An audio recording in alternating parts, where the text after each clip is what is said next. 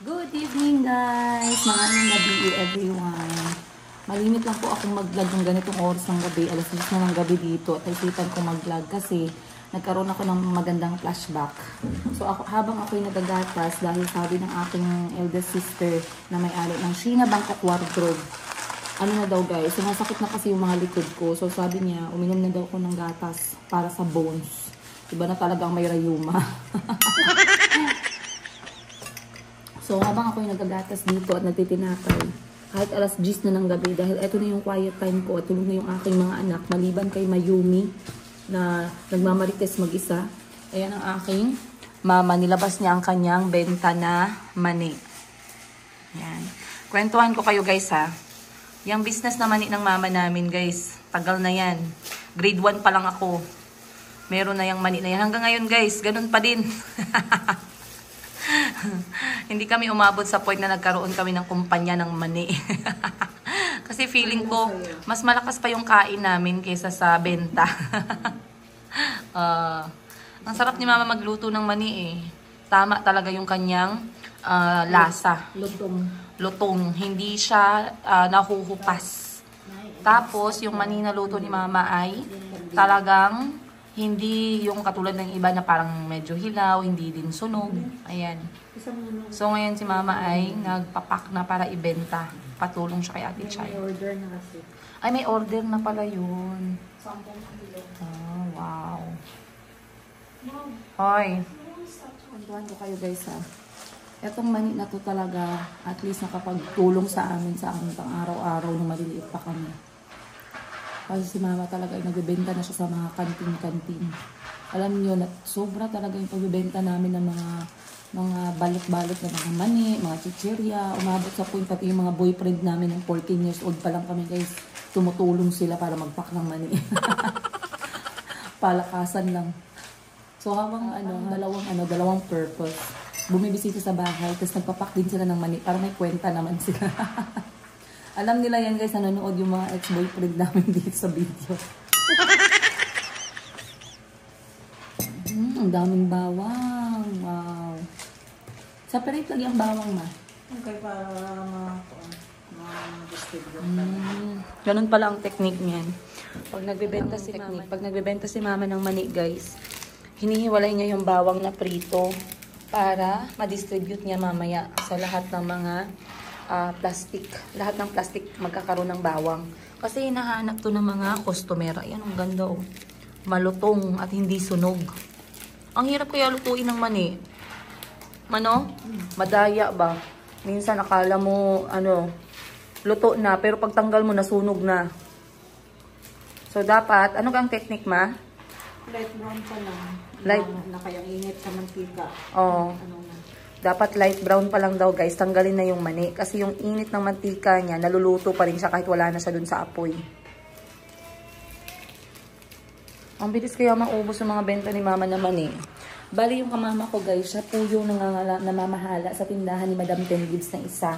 Ngayon habang namamahala siya ng tindahan, nagkakaroon siya ng sarili niyang mga produkto na binibenta niya. Nagawa niya, minsan macaroni salad, minsan ay mani. Ano pa nga ma? Mani lang ba? Ay, ano pa nga? Depende po sa mga margarine, mga harina.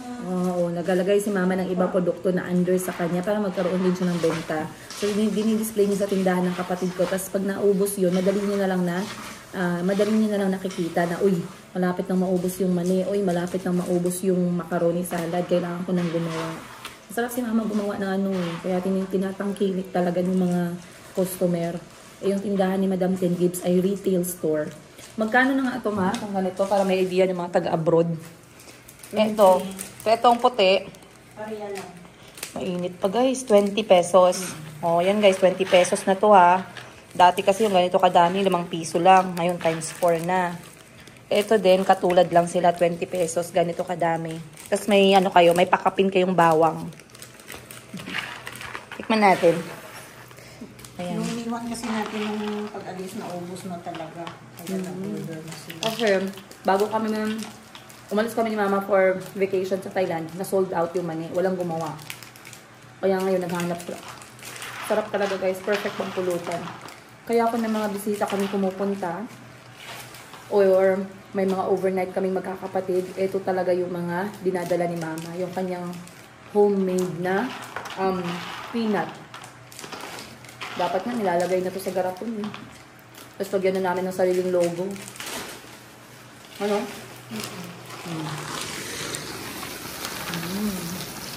Init ka na. Mainit pa guys.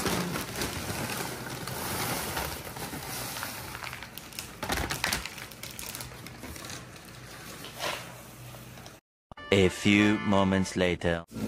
Okay. Yung solidad na border food. Iodized salt yung gamit ni mama. So natagalan siya magluto guys. Kasi ilang kilo lahat ng mani. Ilang kilo ng puting mani? Ay, ito siya, 6 na kilo. 6. Ang brown, 6 din. 6 na kilo. So natagalan si mama kasi hindi pwedeng sabayang lutuin yung 6 na kilo dahil hindi maluluto ng maayos. Tsaka yung kalaha ay 3 kilo lang kaya. Ang dami niya daw order ngayon eh. Kasi sa lahat ng tindahan ni Madam Ten Gibbs, lahat ngayon, hinahatidan niya ng mani na gawa niya. So ngayon lahat sila sold out na. Kailangan niyang hatidan. Kasi sayang din. So magkano ang profit? Kunyari ang capital mo sa mani, kasali na yung mantika, tsaka yung asin, tsaka yung packaging. Sa 1 kilo ang mani is 95 sa brown, 120 dito sa puti. Mas mahal pala yung puti. Tapos si brown, makaripa ka ng 15 ay 17 packs sa 1 kilo. Times 20. Ano yon? Nasa 340. 340 pesos. Tapos yung capital 95. 95. O, lagay natin yung capital ay nasa 100. Tapos yung benta mo ay 350. Ibig sabihin, more than 100% yung balik ng pera mo pag nagnegosyo ka ng pritong mani. Narinig mo yun, Chay? Magnegosyo ka ng pritong mani, babalik yung pera mo. Dapat marunong ka talaga. Kasi kahit pa konti-konti lang. Pero ang ganda kasing business nito guys kasi wala po siyang lugi. Dahil nga, tama yung pagkagawa. Marami yung bumibili. Ayan o.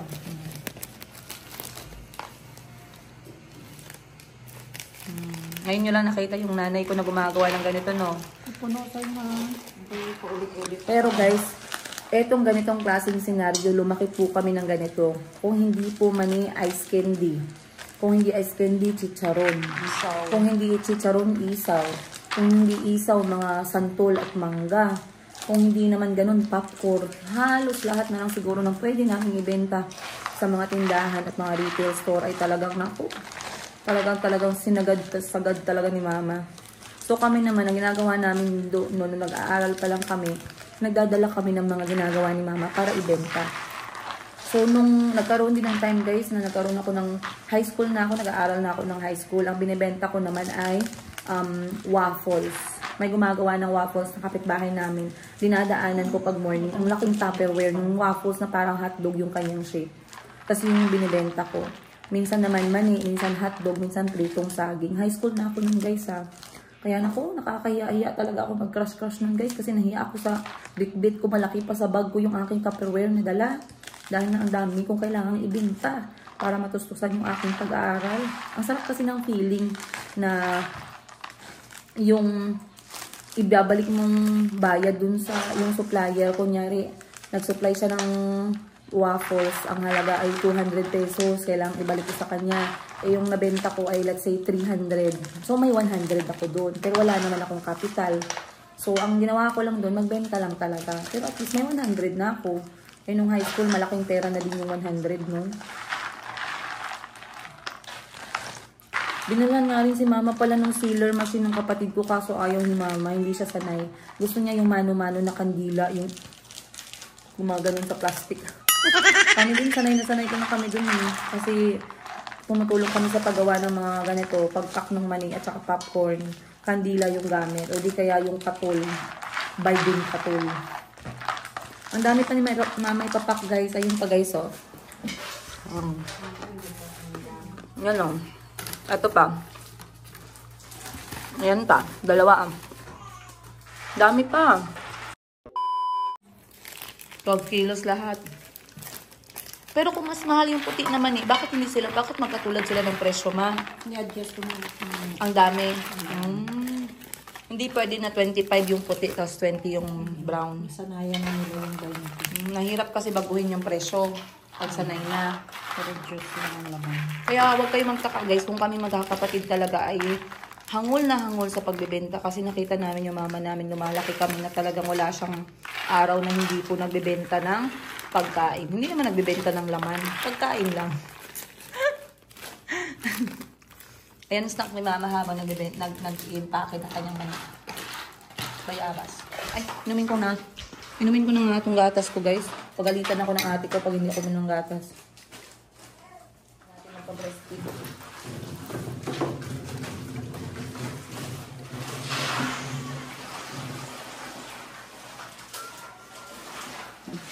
Dami eh. Oh.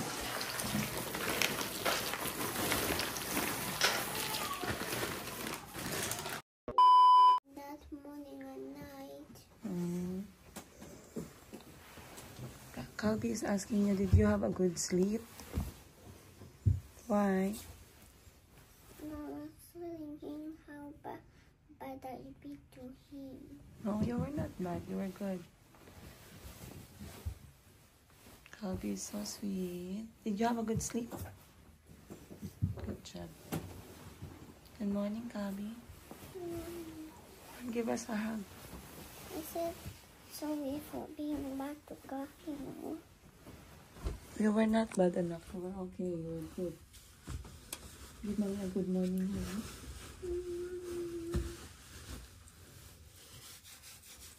Good morning to your family. Kyle, let's go. Kyle, you have to do your funny thing like the jog. Kyle, are you supposed to play football with Chico and me?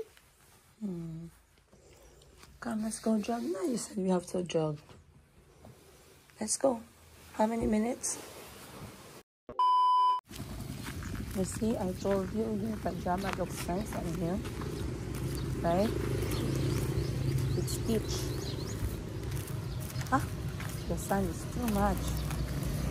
Look, Nanay is there. Say good morning, Nanay. I can't put my the But this one is for Mayumi, right? Yeah. Nay! Check. Hi, good morning. Morning. Okay lang. They're looking for your brother. I said he's still asleep. Hi, I'll be. How does he know Kahino at the airport? They saw you. Say bye-bye. Okay, let's go. Nag-walking kami. Dapat ang kasama ko mag-walking si Kuya Kahil ng 6 o'clock. Kaso nakita ko pagod na pagod at antok. So, matulog muna siya ng konti. Yes?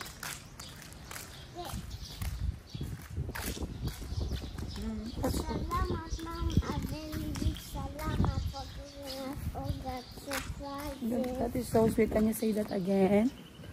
Salamat, a very big salamat for those surprises, Mama. Thank you for being grateful. You know, that is being grateful, right? Kasi sabi niya, a very big salamat, Mama.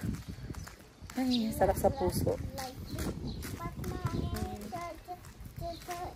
tell you about that playground so bad. Okay, tell me about the playground. What happened? I removed my socks at the playground, climbing up the big slide. There was a boy. When I climbed up and I slided on his back, he beat me here. Are you sure? Then, yes. Then when we laughed at him with his blue shirt, he beat Chico. Oh my goodness. And what did you do? We did nothing and we didn't report anybody. I'm sorry. Ano, did you report to Mommy Wiwi? No. Next time you report to Mommy Wiwi. Ay, buntag. Next time you report to Mommy Wiwi, okay? Okay. So are you fine? Was it very painful? No. Okay. No. Maybe the boy doesn't know how to take care of his emotions when he's angry. You know, sometimes when you're angry, you shout. You know, sometimes when you're angry, you shout. No. It's like that. Maybe the boy doesn't know how to handle his emotions too, right? Yeah. Oh, that car and the Mingming's house and the house is so bad again. Fighting so much. Oh. Don't fighting on me. Sorry, don't fight. Fighting is making your heart sad. Mom. I said sorry for Kyle to me, but I'm the only one who makes him so bad. No. I think you were just being sad because Kahil also sometimes is being difficult. Right? But you know, when you're angry, you can use your words and you can go to your room, but you don't throw things and you don't shout. Does mommy shout when I'm angry too? But how about the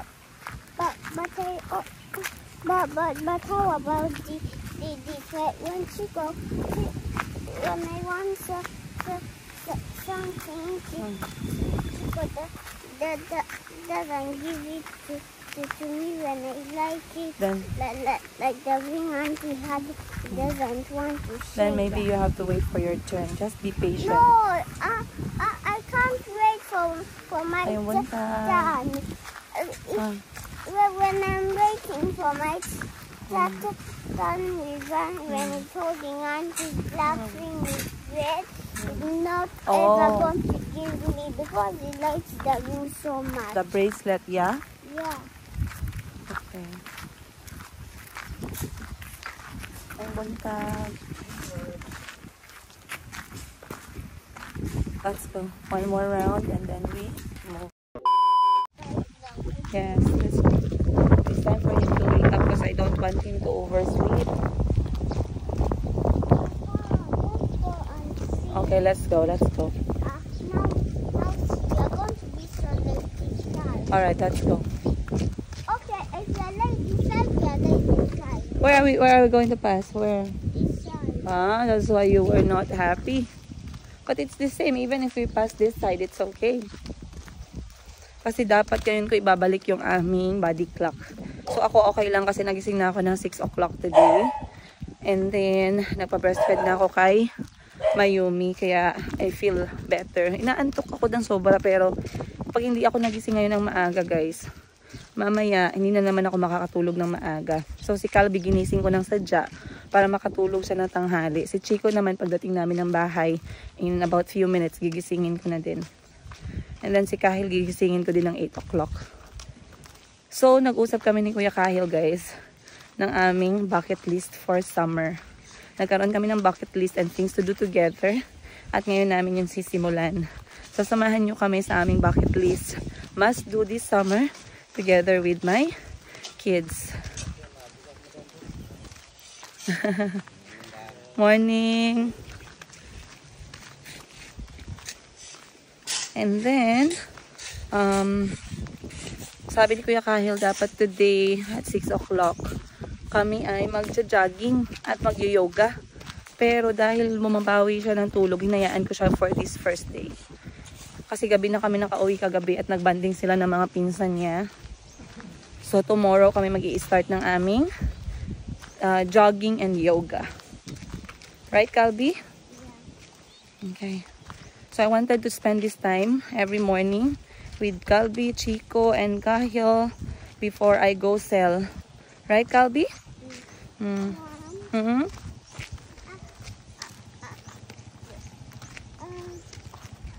But mixing yoga and mixing what? Yoga? Yoga is exercise. It's not food. What? Funny. You're funny. I don't like doing that. Yoga is exercise. Exercise for food. No, it's not exercise for food, silly. Then for what?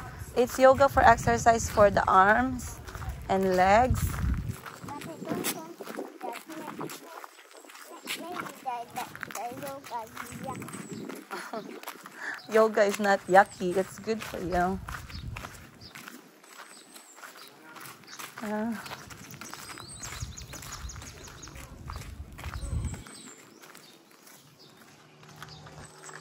Pag alis ko dito guys, foundation pa lang sa baba. Ngayon medyo nakalahati na lahat ng mga bahay. Sold na daw lahat to eh. Itong mga 3 bedrooms nila. So are you happy? Is your heart happy? Okay. Are you happy to see Kuya Kahil? Yeah. Yeah. Are you? I'm happy for saying sorry to him. I know you are very nice to say sorry to him. He was so sad last night, yeah? Okay, let's go have our water and see if they're awake. Come, let's walk a little bit faster. Ang sweet talaga nitong Calvi.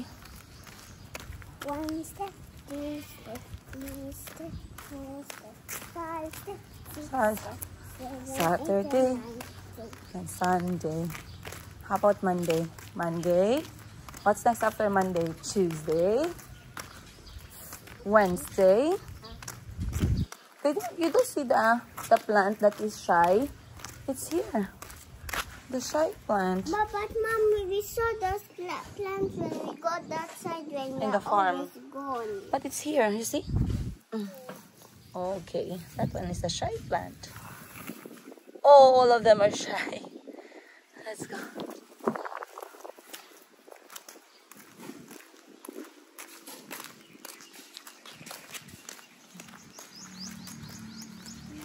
Yes, my love.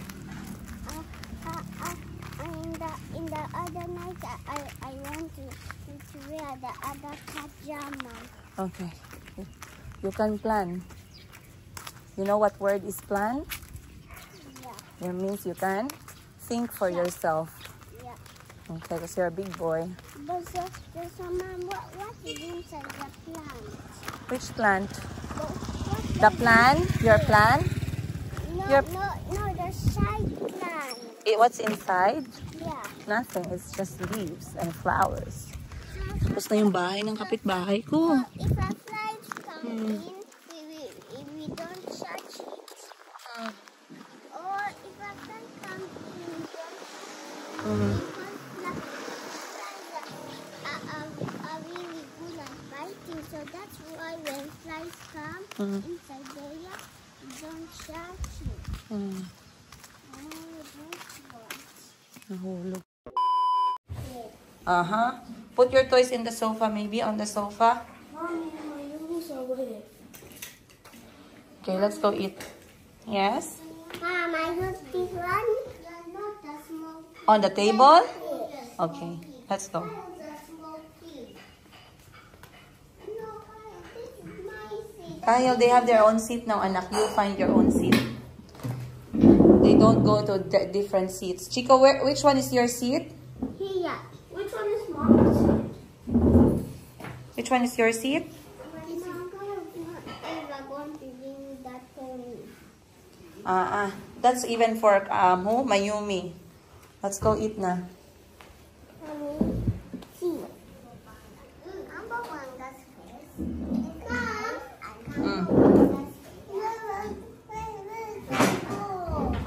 The ball is inside. Mom, open. No, come here, finish your food. Go to the scary room. Go. Go to the scary. Then come and eat your food. Hello, auntie is coming, oh.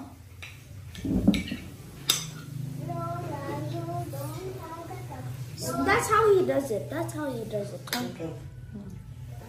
Yeah.